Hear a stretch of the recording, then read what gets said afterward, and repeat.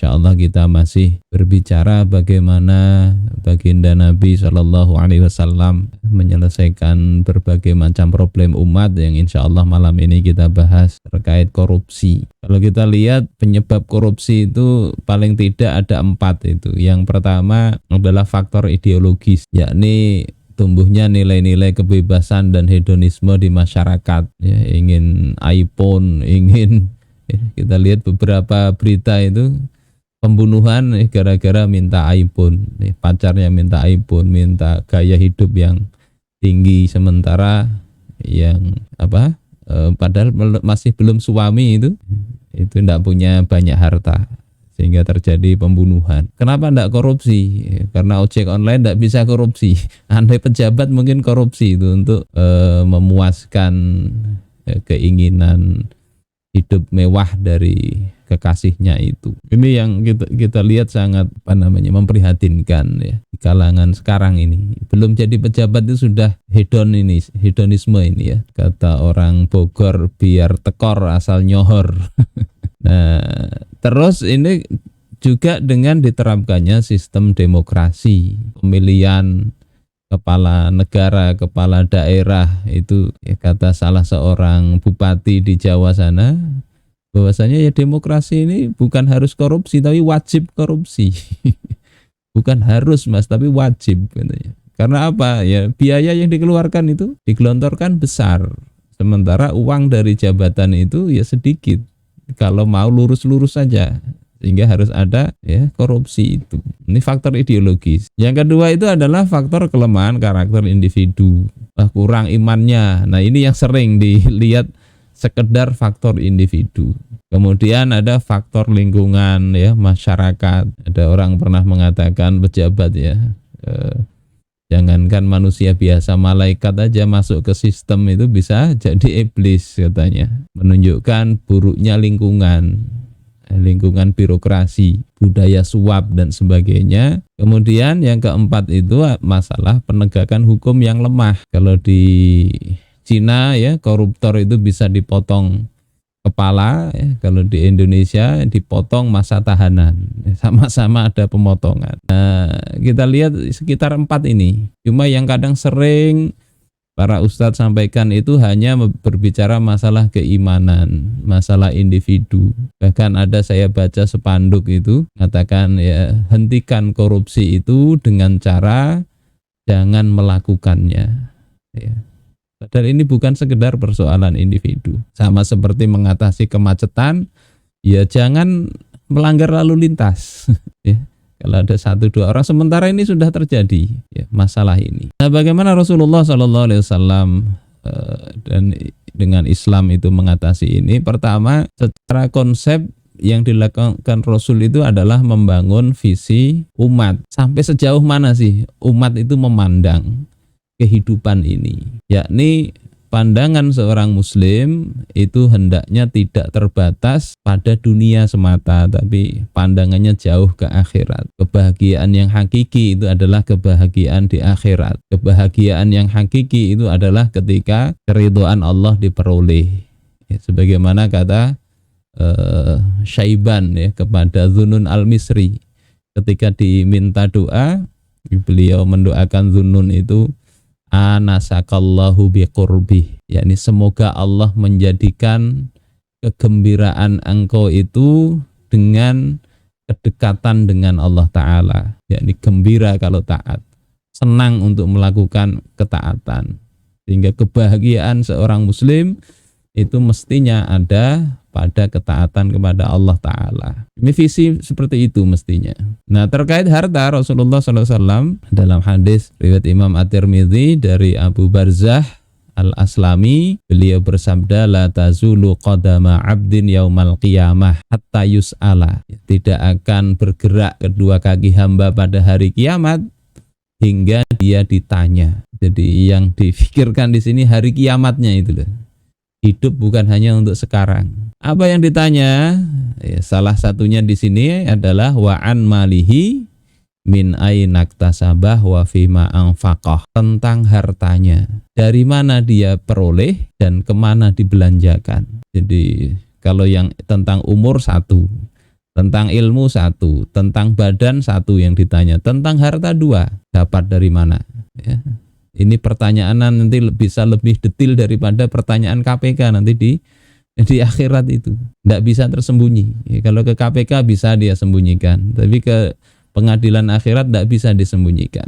Dari mana diperoleh? Ya. Meskipun memperolehnya itu halal, pertanyaannya tidak selesai. Dinafkahkan untuk kemana? Dibelanjakan untuk apa? Apakah untuk ketaatan ataukah untuk kemaksiatan? Ataukah untuk hal-hal yang foya-foya yang tidak ada gunanya? Semua ada hisabnya. Sehingga kalau ini terpatri ya dalam benak setiap individu rakyat, ya insya Allah akan mudah untuk memberantas ini. Dia bisa tahan dengan berbagai penderitaan ya, supaya tidak terjerumus kepada kemaksiatan. Kemudian setelah itu termasuk tentang harta yang kecil sekalipun, itu Rasulullah wanti-wanti. Ada seorang budak yang terpanah ya pada perang Khaybar. Maka Rasulullah SAW mendengar sahabat itu mendoakan ya, bahagianya dia itu mati syahid, dapat pahala syahid ya Rasulullah. Rasulullah kemudian mengatakan, Allah, sekali-kali tidak. Walladzi nafsu Muhammadin biyadihi, demi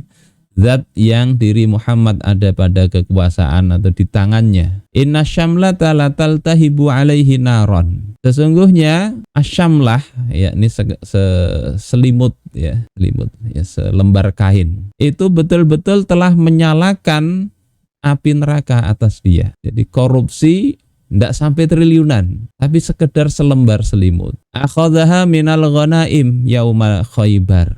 Yang selimut itu dia ambil pada hari perang Khaybar dari harta rampasan perang. Lam tusib hal maqasim, yang belum dibagi-bagi.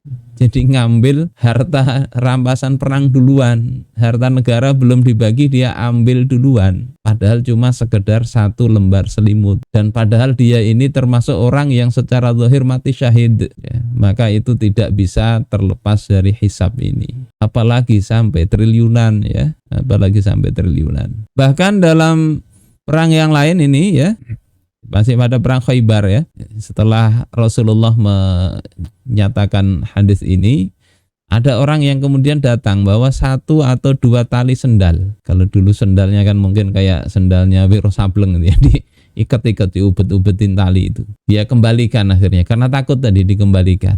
Maka Rasulullah kemudian katakan syirakun minar, ya satu tali dari neraka, au syirakani minan nar, au syirakani min narin, atau dua tali dari api neraka. Jadi korupsi itu ya jangan, kalau ini kecil kan tidak kelihatan, tidak apa-apa, tapi mestinya satu tali sendal pun itu bisa menyebabkan orang ya hisabnya berat di akhirat. Ya memang belum tentu masuk neraka, belum ya, tapi ini hitungannya masuk neraka kalau tidak ada tutupan dari amal-amal baiknya itu.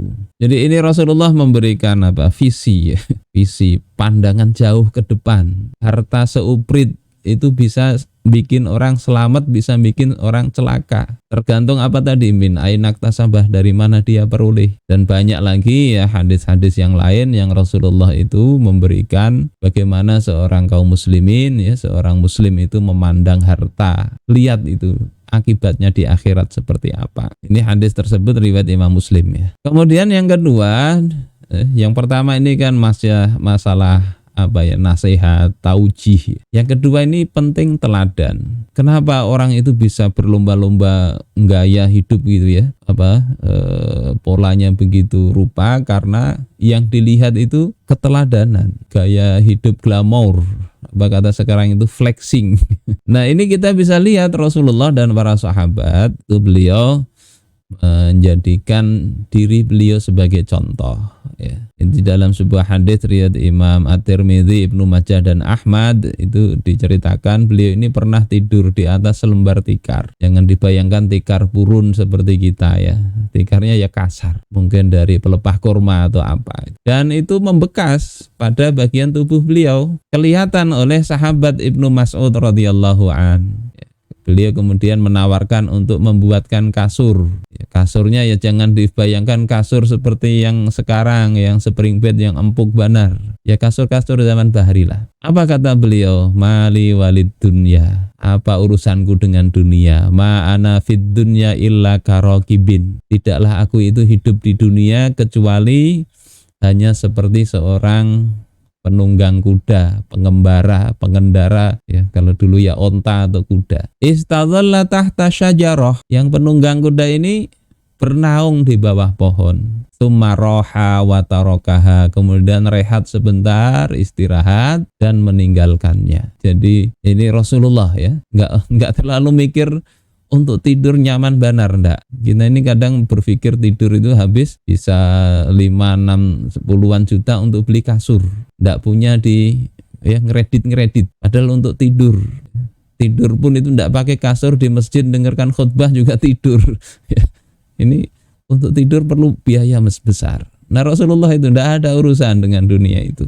Kalau kita dulu kata guru ngaji itu ya sudah, waktu belajar itu enggak usah pakai kasur supaya tidur itu ya sekenanya aja, banyaki belajar. Ini sudah enggak pakai kasur aja masih tidurnya pules ya, pakai kasur lagi. Ini intinya apa? Di sini kita lihat sahabat itu sampai prihatin melihat kondisi Rasul itu. Ingin melihat ya agak mewah-mewah dikit lah dengan pakai kasur, tapi Rasulullah bilang enggak ada urusan beliau dengan itu.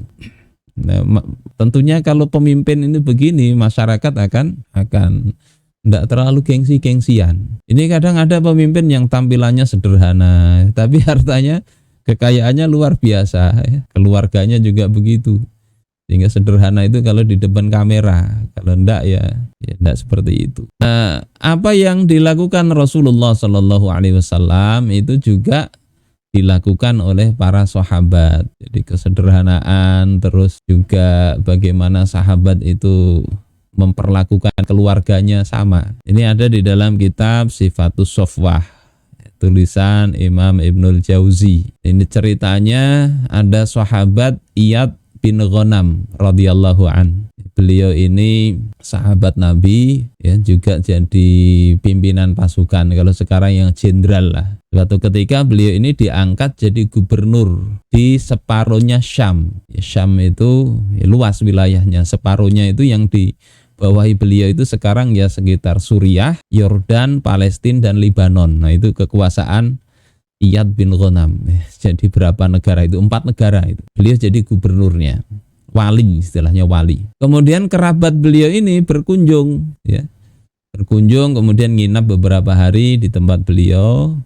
Ketika pulang itu disangui oleh Iyad bin Ghanam ini. Masing-masing sudah disangui 10 dinar. 10 dinar dari harta beliau, bukan harta negara. 10 dinar ini ya 42,5 gram emas. Sudah banyak mestinya itu ya. Apalagi kalau sekarang itu kalikan 2 juta itu 1 gramnya. Tetapi kerabatnya itu tidak terima, minta lebih. Kemudian mengatakan itu ya, minta maaf aja. Iyad bin Ghanam ini tidak bisa memberi itu. Karena beliau juga tidak kaya untuk ukuran saat itu, gubernur padahal beliau itu.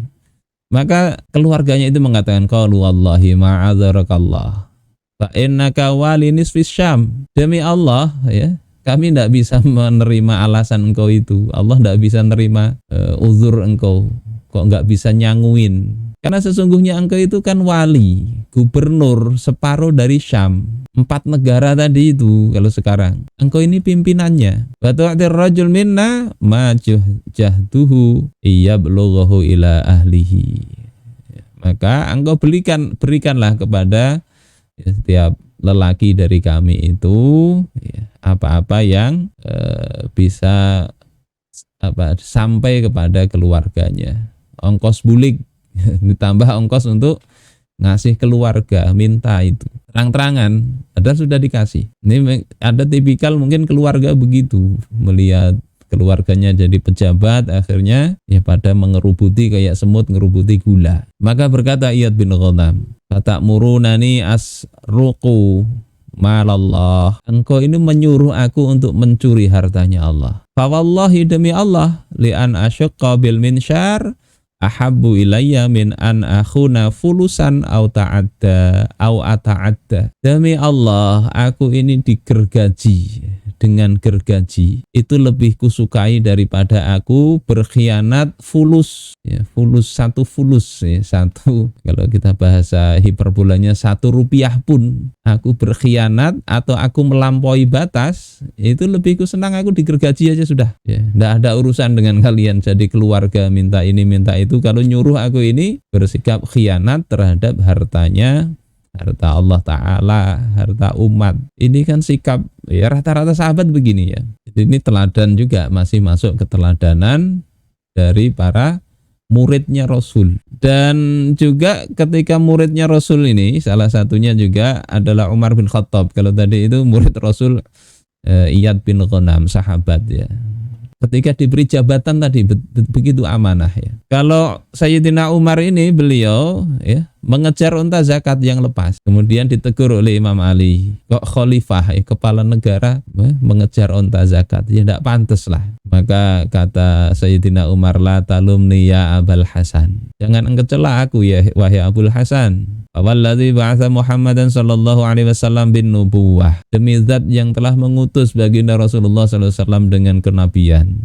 Lau anna anaqan dhahaba bisyati'il furat. Andai kata ada satu onta yang pergi di pinggir sungai Efrat. Beliau ini padahal di Madinah. Andai ada satu onta itu yang lari sampai ke pinggir sungai Efrat. La ukhidha biha Umaru yaumal qiyamah. Ya, niscaya Umar itu akan disiksa, ya, dikasih sanksi pada hari kiamat. Li'annahu la hurmata liwalin dhayya'al muslimin. Karena tidak ada kehormatan bagi seorang wali, seorang pemimpin yang menyia-nyiakan atau menghilangkan haknya kaum muslimin.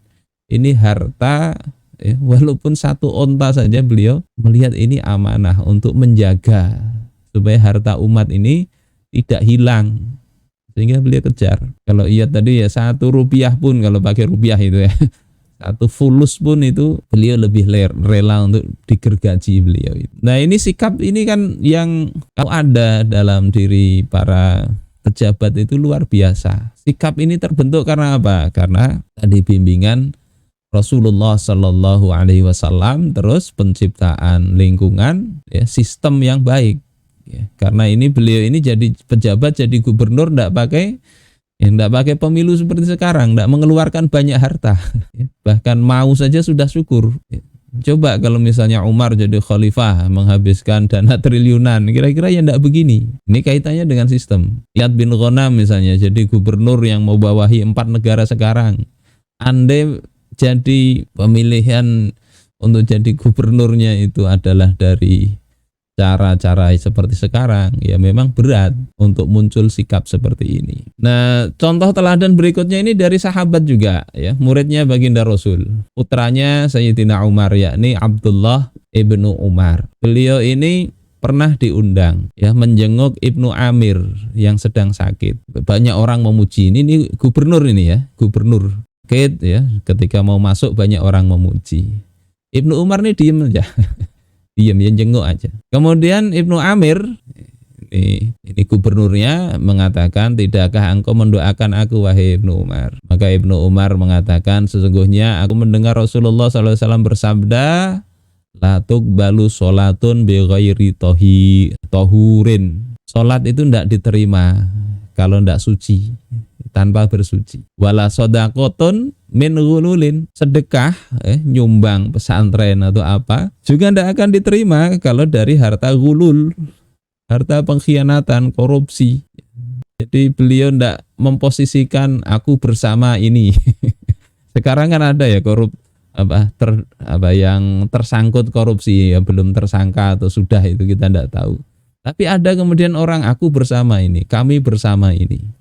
Ini sikap sahabat. Jangankan ini betul-betul korupsi, ini tidak ada kasus apapun. Ibnu Amir enggak ada kasus apapun. Beliau cuma sakit. Orang masyarakat juga memuji. Tapi Ibnu Umar ini memberikan sikap seperti ini. Tidak mau memuji-muji, enggak, ya. Tapi beliau justru katakan ini tadi. Sholat tidak diterima kalau tidak suci. Sedekah juga tidak diterima kalau dari harta yang haram. Ini saya agak bicara korupsi itu sekarang lebih berat lagi ketika yang koruptor itu ya, yang terlibat itu adalah tokoh, itu memprihatinkan. Sehingga sebagian ustadz itu membela itu sampai ke telinga saya itu ya. Kebetulan kita dulu ya interaksi itu. Ya korupsi kan kalau kiai kan enggak apa-apa katanya. Ada yang ngomong begitu. Nanti kalau korupsi kan bisa untuk, kalau kiai yang korupsi untuk bangun pesantren, duitnya juga enggak dibakar, enggak hilang juga kok. Nah ini parah itu. Korupsinya itu parah, ucapan pembelaan itu juga lebih parah lagi. Daripada dikorupsi untuk yang pelaku maksiat pejabat ini kan lebih baik dikorupsi ya untuk kemaslahatan umat. Ini Ibnu Umar mengambil garis yang tegas. Sedekah ya, tidak diterima dari ghulul. Kemudian beliau katakan wa kunta 'alal Basrah. Sementara engkau ini adalah ya di Basrah, yakni sebagai gubernur.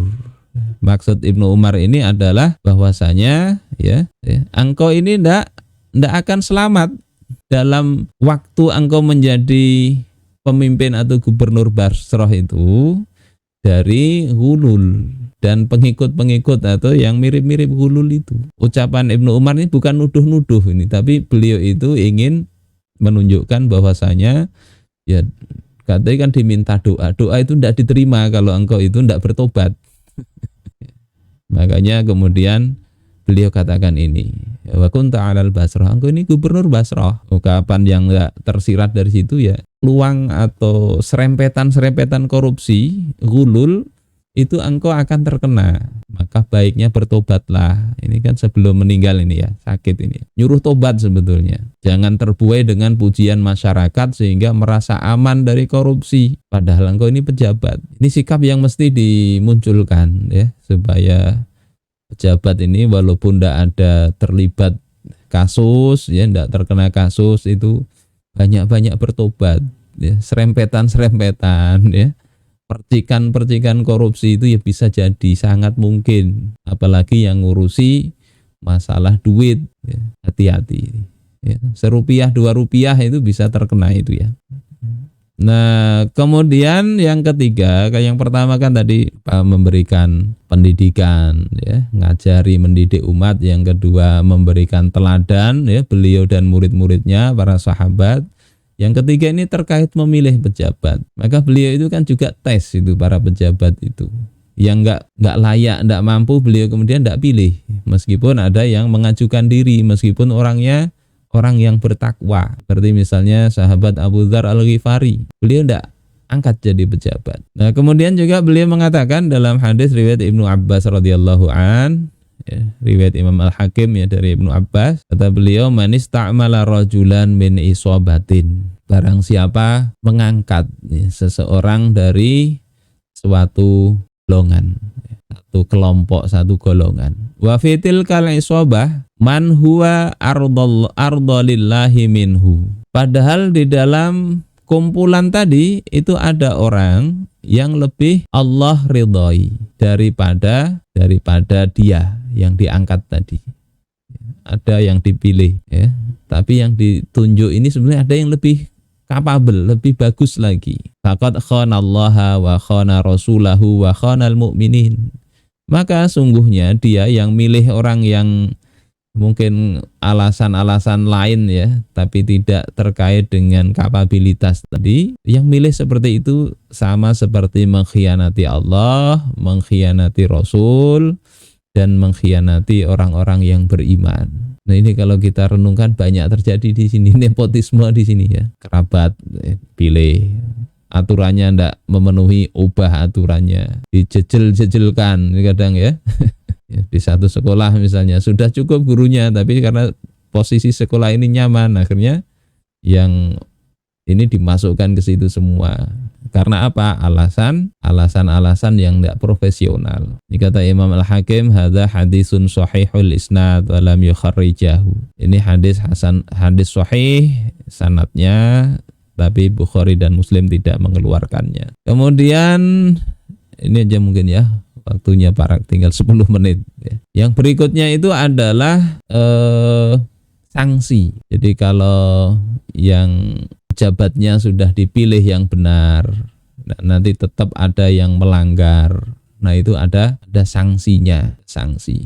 Yang berikutnya lagi itu tentang kontrol masyarakat, bagaimana para ulama itu mereka bersikap tegas ya, mengoreksi pejabat yang kira-kira ada peluang untuk menyimpang. Khalifah sekalipun, kepala negara. Imam Sufyan Ats-Tsauri mendatangi Khalifah Abu Ja'far ketika ada rombongan haji, beliau pertanyakan itu dananya dari mana? Ya dari kerabat para khalifah tadi itu. Kerabat pejabat ini haji itu pakai biaya apa? Kalau sekarang kan bisa kita lihat ya, kadang yang tidak ada sangkut pautnya. Kalau dibiayai negara ini, kalau misalnya ada tugas haji melayani jamaah itu ya memang masih wajar. Tapi kalau tidak ada, nah itu sampai dikoreksi oleh Imam Sufyan Ats-Tsauri. Sekarang ini ulama mungkin tidak ada yang berbicara tentang itu. Makanya ya kita yang tahu ya ngomong lah, speak apa istilahnya, speak up. Karena orang kalau tidak ada yang membicarakan ya tidak jadi problem, dianggap biasa.